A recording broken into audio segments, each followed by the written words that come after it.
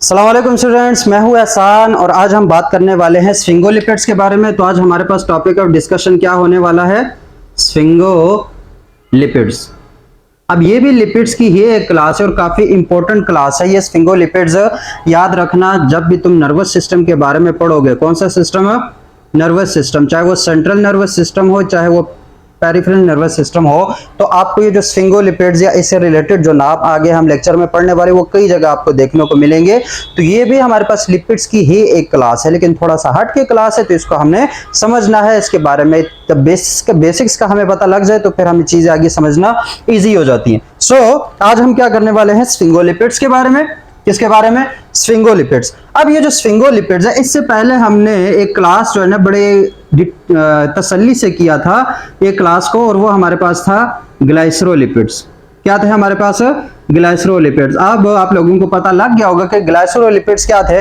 ग्लाइसरोलिपिड्स हमारे पास ऐसे लिपिड्स थे जिसमें एक सेंट्रल अल्कोहल था, मतलब एक सेंट्रल अल्कोहल था जिसके गिर्द फैटी एसिड हमारे पास क्या हो रहे थे? जुड़ रहे थे। तो वो सेंट्रल अल्कोहल क्या था हमारे पास? ग्लाइसरोल के केस में ग्लाइसरोल था। क्या था हमारे पास?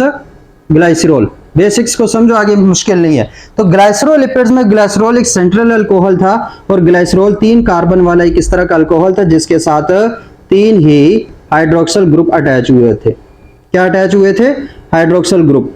अब यही ग्लाइसरोल जो है, इससे आगे ग्लाइसराइड्स भी सारे बन रहे थे, चाहे वो मोनोअसाइल हो, डाइअसाइल हो, ट्राइअसाइल हो। इसी से हमारे पास फास्फोलिपिड्स भी सारे बन रहे थे, चाहे कोई सभी फास्फोलिपिड हो। इसी से हमारे पास प्रोस्टाग्लैंडिन में इन्वॉल्व हो जाते सारी चीजें, लेकिन वो सारे हमारे पास क्या? ग्लाइसरोलिपिड, जिसमें सेंट्रल जो हमारे पास अल्कोहल है वो ग्लाइसरोल था। क्या था? ग्लाइसरोल।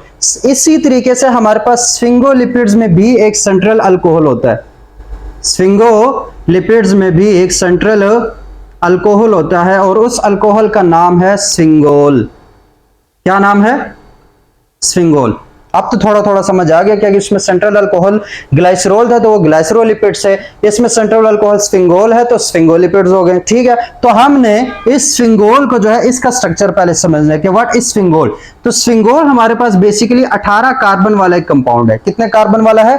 18 कार्बन वाला है। अगर 18 कार्बन वाला है तो उसका स्ट्रक्चर यहाँ पे ड्रा कर लेते हैं। तो इसका स्ट्रक्चर ऐसा है, कुछ है कि ये एक कार्बन, ये दूसरा कार्बन, ये तीसरा कार्बन, उसके बाद यहां से मैं कर लेता हूं ये चौथा कार्बन, ये 5वां कार्बन। ठीक हो गया। और जो चौथे और 5वें कार्बन के दरमियान डबल बॉन्ड है। क्या हमारे पास है? डबल बॉन्ड है चौथे और 5वें कार्बन के दरमियान। उसके बाद ये छठा कार्बन ऐसे, और ये जो छठा कार्बन है ये CH2 की फॉर्म में होता है, मतलब आगे ये जो CH2 है वो 12 बार जा रहा होता है। 12 बार जा रहा होता है मतलब क्या? एक CH2, उसके आगे एक CH2, फिर CH2, इस तरह 12 हमारे पास CH2 है और उसके बाद आखिरी हमारे पास CH3 है। ये क्या हमारे पास? CH3। तो अगर हम कार्बन गिने तो 1 2 3 4 5, ये 6 आगे और ये आखिरी वाला 18। कैसे?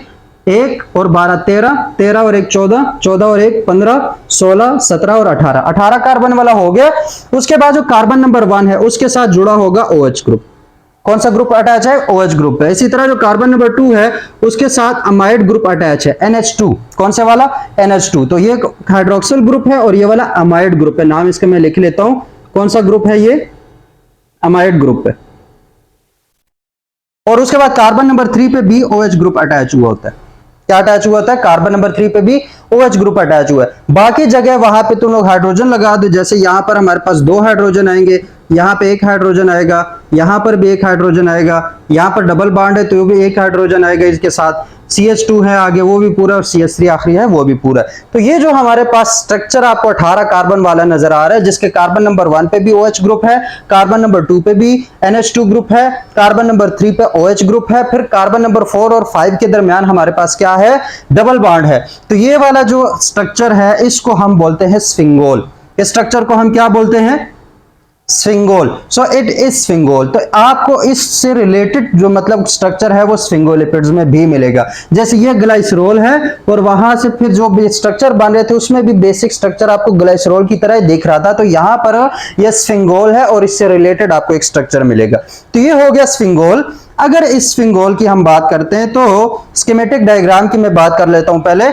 यहां पर ग्लाइसरोलिपिड में जो स्कीमेटिक डायग्राम हम ड्रा करते थे, स्कीमेटिक कौन सा डायग्राम? नाम भी लिख लेता हूं, स्कीमेटिक डायग्राम। जो स्कीमेटिक डायग्राम ड्रा करते हैं तो इस तरह के, मतलब ये सीधी सी इस तरह की एक लाइन थी ना, और इसको ऐसे ड्रा करके उसके साथ 3 OH के जो ग्रुप हैं वो अटैच कर लेते थे। क्या अटैच कर लेते थे? OH group. तो ये हमारे पास ग्लाइसरोलिपिड्स की स्कीमेटिक डायग्राम थी ग्लाइसरोल की केस में। स्फिंगोल के केस में भी स्कीमेटिक डायग्राम बनेगी, और कैसे बनेगी हमारे पास देखो, कुछ कुछ ये यहाँ पे सिमिलर है, ये भी हमारे पास इस तरीके से है, और यहां पर भी ये कुछ ऐसे इसी तरीके से है। ठीक हो गया। उसके बाद ये वाला सारा इस तरीके से इसकी स्कीमेटिक डायग्राम बनेगी, मतलब ये सारा कांस्टेंट है। यहां पर हमारे पास पहला उसका भी OH के साथ अटैच था, वो तो ठीक है। इसका दूसरा NH2 के साथ है, उसका दूसरा भी OH था। इसके तीसरे के साथ तो OH है, लेकिन आगे पूरे एक जो है ना टेल, हमारे पास एक दुम जो है वो लगी हुई है, जहां वहां पर ऐसा कोई केस नहीं था। लेकिन इसके स्कीमेटिक डायग्राम की अगर हम बात करें तो इसकी जो स्कीमेटिक डायग्राम है वो भी आपको कुछ ऐसे ही मिलेगी, एक इस तरह के आके फिर ऐसे, और ये एक इन्वर्टेड एल की फॉर्म में आएगा। किसकी फॉर्म में आएगा? इन्वर्टेड एल की फॉर्म में आएगा, जिसपे कार्बन नंबर 1 के साथ OH ग्रुप अटैच है, कार्बन नंबर 2 के साथ NH2 ग्रुप अटैच है। स्कीमेटिक डायग्राम में ये आगे बायोलॉजिकल एक्टिविटीज में आपका जो तीसरा है, जो कार्बन नंबर 3 पे हाइड्रोक्सिल ग्रुप है, वो कुछ ज्यादा इंपॉर्टेंट नहीं है। तो हमारे पास जो रिएक्टिविटी के लिए इंपॉर्टेंट हमारे पास NH2 ग्रुप होगा, इंपॉर्टेंट हमारे पास OH ग्रुप है। बाकी ये इस तरह के अगर साइन आपको स्कीमेटिक डायग्राम में नजर आ जाए तो समझ जाओ कि ये स्फिंगोल है। जैसे वहां पर वो ग्लाइसरोल था, ये वाला हमारे पास क्या होगा? स्फिंगोल होगा। तो ये इसकी स्कीमेटिक डायग्राम हो गई।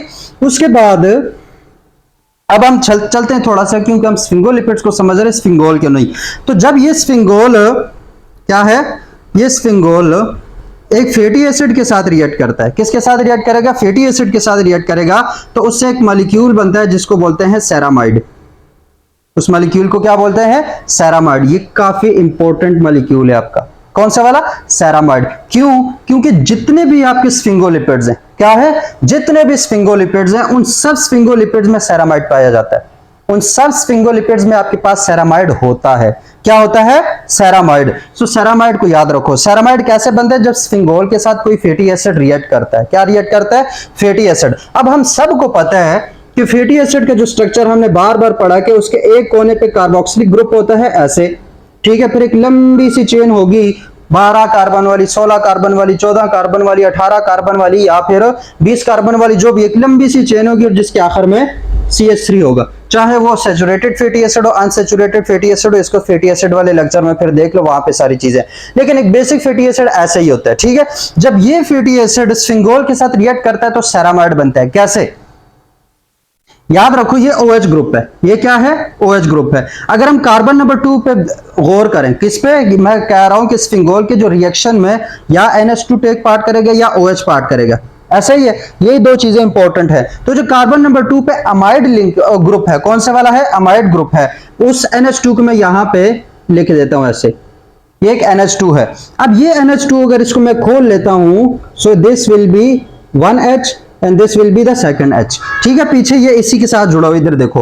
तो इसका OH और इसका एक H, ये दोनों मिल जाएंगे और in the form of H2O release हो जाते हैं। क्या हो जाते हैं? In the form of H2O release हो जाते हैं। जब ये रिलीज होंगे तो अब इस फैटी एसिड का ये वाला कार्बन इस नाइट्रोजन के साथ बॉन्ड बना लेगा।